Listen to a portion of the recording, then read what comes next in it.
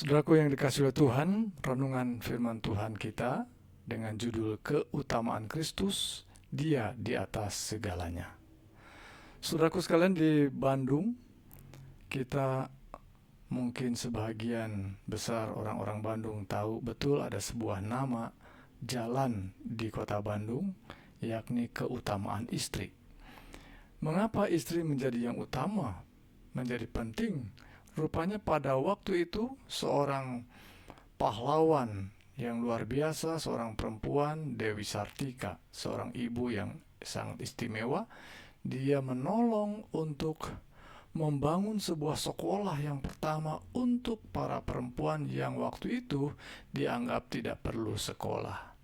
Dan sekolah yang pertama itu kemudian dibangun dan sekarang tetap menjadi sebuah monumen. Di jalan tersebut menjadi sebuah jalan keutamaan istri. Saudaraku sekalian, belajar tentang keutamaan Kristus, kita tentu bertanya mengapa Kristus yang utama. Dan mungkin banyak juga orang pertanyakan mengapa menjadi ada seorang yang paling utama di dunia ini. Siapakah dia? Itu sebabnya melalui pelajaran dari kitab Kolose ini kita akan belajar tentang siapa sesungguhnya Kristus dan mengapa ia menjadi yang utama. Dalam Kolose pasal 1 ayat 15 disebut sebagai ia adalah gambar Allah yang tidak kelihatan, yang sulung, lebih utama dari segala yang diciptakan. Saudaraku, mari kita merenungkan kalimat ini, ayat ini. Disebutkan bahwa Yesus adalah gambar Allah yang tidak kelihatan. Mari memperhatikan kata gambar di sini, yang dalam bahasa Yunani kata ini menggunakan kata eikon. Kata ini berarti lebih dari sekadar foto atau lukisan. Eikon berarti representasi yang sempurna, manifestasi yang tepat, dan ekspresi yang persis sama. Seperti yang dikatakan penulis Ibrani, ya, Kristus adalah cahaya kemuliaan Allah dan gambar wujud Allah. Jadi saudaraku, tidak ada seorang pun yang pernah melihat Allah tentunya. Allah adalah roh. Ia tidak kelihatan oleh mata manusia yang terbatas. Tetapi Yesus Kristus datang ke dunia ini untuk menunjukkan seperti apa Allah itu. Ketika Filipus berkata, "Tunjukkanlah Bapa itu kepada kami," Yesus menjawab, telah sekian lama aku bersama-sama kamu, Filipus, namun engkau tidak mengenal aku. Barang siapa telah melihat aku," kata Yesus, "ia telah melihat Bapa." Tertulis dalam Yohanes 14 ayat 9.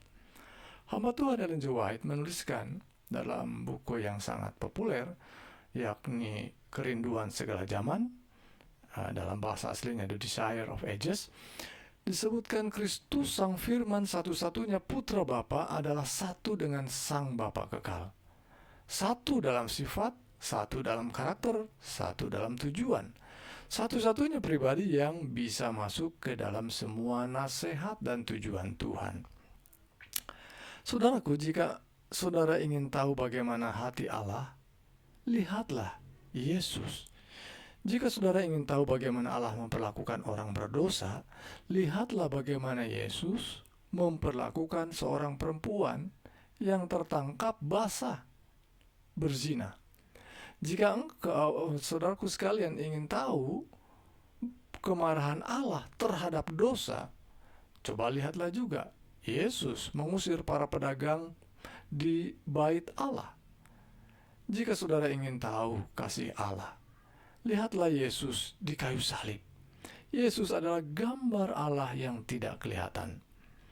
Kemudian ada poin yang kedua dalam ayat itu disebut yang sulung lebih utama dari segala yang diciptakan.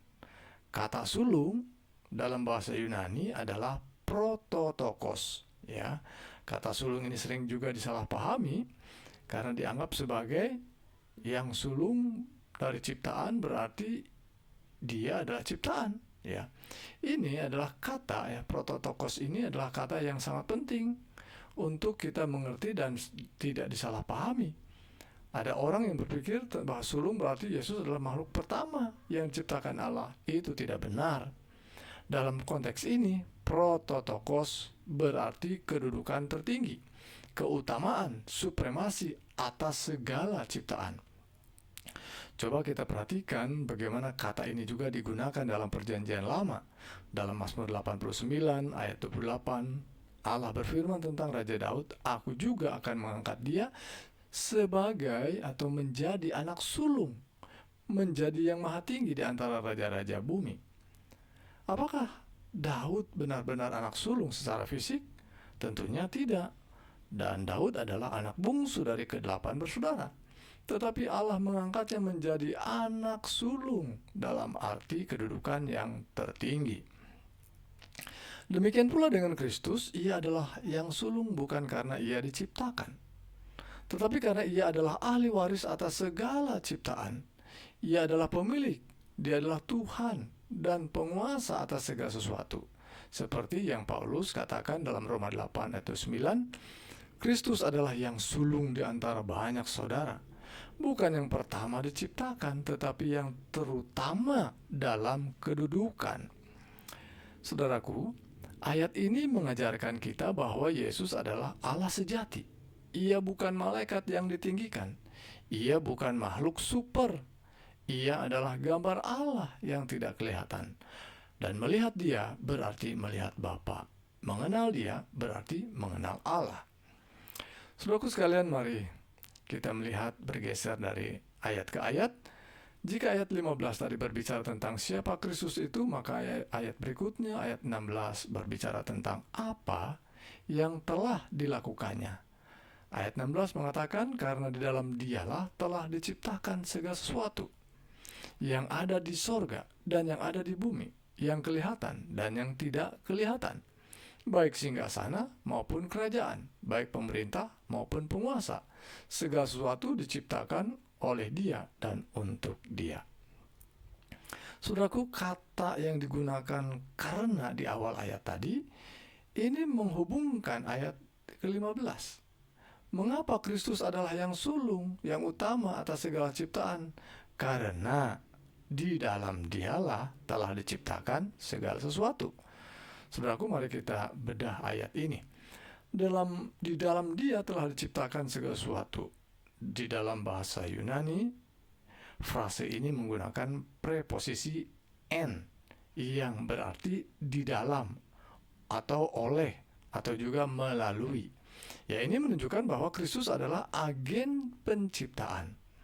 Allah Bapa menciptakan dalam alam semesta ini melalui Kristus, seperti yang dikatakan dalam Yohanes 1 ayat 3.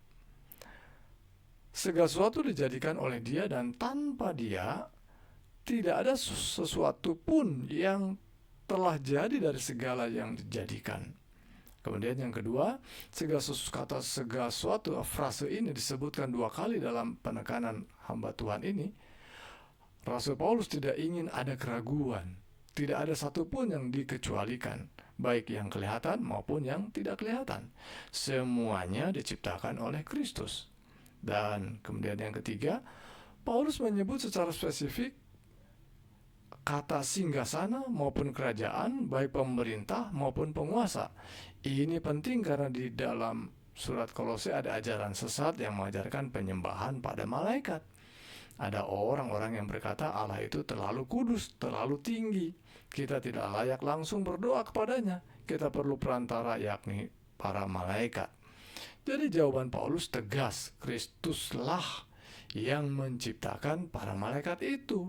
Para malaikat bukanlah perantara antara kita dan Allah. Mereka adalah makhluk ciptaan sama seperti kita. Satu-satunya perantara antara Allah dan manusia adalah Yesus Kristus. Tertulis dalam 1 Timotius 2 ayat 5. Hamba Tuhan, seorang penulis yang populer, dalam bukunya Para Nabi dan Bapa, ditulis oleh hamba Tuhan Ellen White, menuliskan Kristus Sang Firman, satu-satunya putra Bapa, adalah satu dengan Sang Bapa kekal, satu dalam sifat, satu dalam karakter, satu dalam tujuan. Satu-satunya pribadi yang bisa masuk ke dalam semua nasihat dan tujuan Tuhan. Namanya akan disebut penasihat yang ajaib, Tuhan yang perkasa, Bapa kekal, Raja damai. Yesaya 9 ayat 6. Kemudian dalam kalimat berikutnya ayat tadi, segala sesuatu diciptakan oleh Dia dan untuk Dia. Ya, ada kata atau preposisi kata, yakni oleh Dia dan untuk Dia, yang dalam bahasa Yunani menggunakan di auto dan eis auton. Artinya bahwa Kristus adalah agen penciptaan dan Kristus adalah tujuan penciptaan. Tentu sangat jelas mendapatkan kata dari bahasa asalnya, yaitu Yunani, ya. Saudaraku, ini sangat dalam. Alam semesta ini diciptakan untuk Kristus. Bumi ini, matahari ini, bintang-bintang ini, para malaikat ini, kita ini, semuanya diciptakan untuk kemuliaan Kristus. Dialah pusat dari segala sesuatu, dialah alasan mengapa alam semesta ini ada. Seperti yang dikatakan dalam Amsal 16 ayat 4. Tuhan membuat segala sesuatu untuk tujuannya. Tujuan utama dari segala ciptaan adalah untuk memuliakan Kristus. Saudaraku, apakah saudara menyadari bahwa hidup kita ini diciptakan untuk Kristus? Kita tidak ada secara kebetulan. Saudara tidak ada sebagai hasil dari proses evolusi yang buta. Saudara juga diciptakan oleh Kristus dan untuk Kristus. Hidup Anda, hidup saudara dan saya memiliki tujuan yang mulia untuk memuliakan Dia dan menikmati Dia selama-lamanya. Berikutnya dalam ayat yang ke-17. Dia ada terlebih dahulu dari segala sesuatu dan segala sesuatu ada di dalam Dia.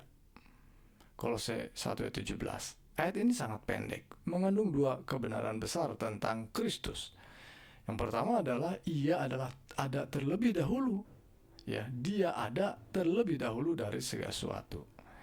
Dalam bahasa Yunaninya disebutkan autos estin pro panton. Kata ada di sini menggunakan bentuk present tense. Ini menunjukkan keberadaan yang kekal maksudnya, ya. Jadi bukan Ia sudah ada sebelumnya, tetapi Ia senantiasa ada sebelumnya, ya. Sebelum dan sebelumnya mungkin dalam bahasa sederhananya, ya. Saudaraku, sebelum alam semesta diciptakan, Kristus sudah ada. Sebelum waktu dimulai, Kristus sudah ada. Ia tidak diciptakan karena Ia adalah pencipta. Ia tidak bermula karena Ia adalah kekal.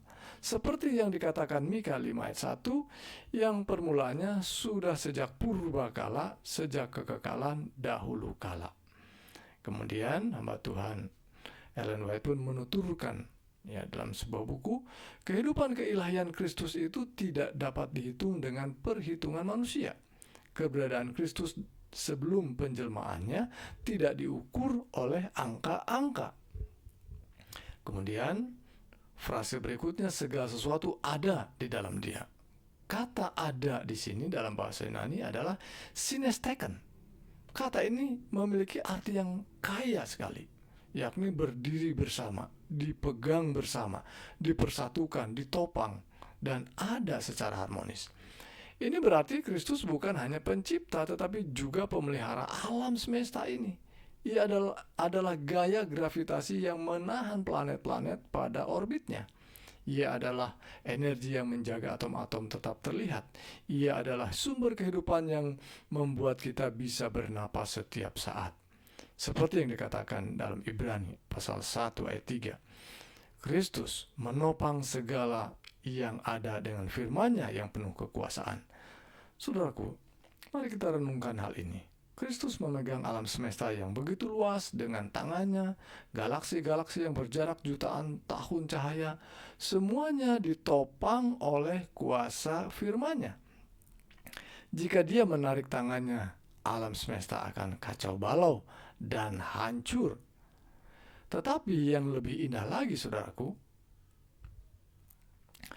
Kristus juga memegang hidup kita, hidup saudara dan saya. Setiap detak jantung kita, setiap napas saudara yang saudara hirup, semuanya adalah anugerah darinya. Dan karena Dia memegang hidup saudara dan saya tidak perlu takut. Badai boleh mengamuk, gunung boleh goncang, tetapi saudara aman di dalam genggaman tangannya. Saudaraku, bagian terakhir yang perlu kita miliki adalah mengaplikasikannya. Bagaimana aplikasi memahami tentang Kristus yang adalah yang terutama?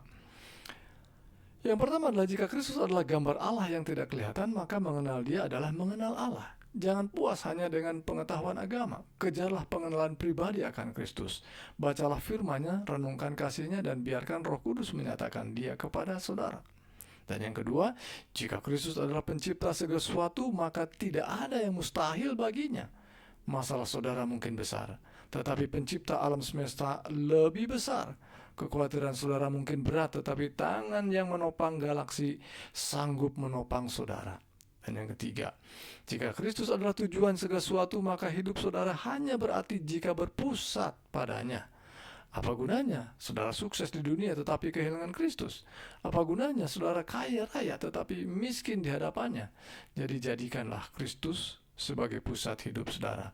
Biarkan setiap keputusan, setiap rencana, setiap impian saudara berpusat padanya.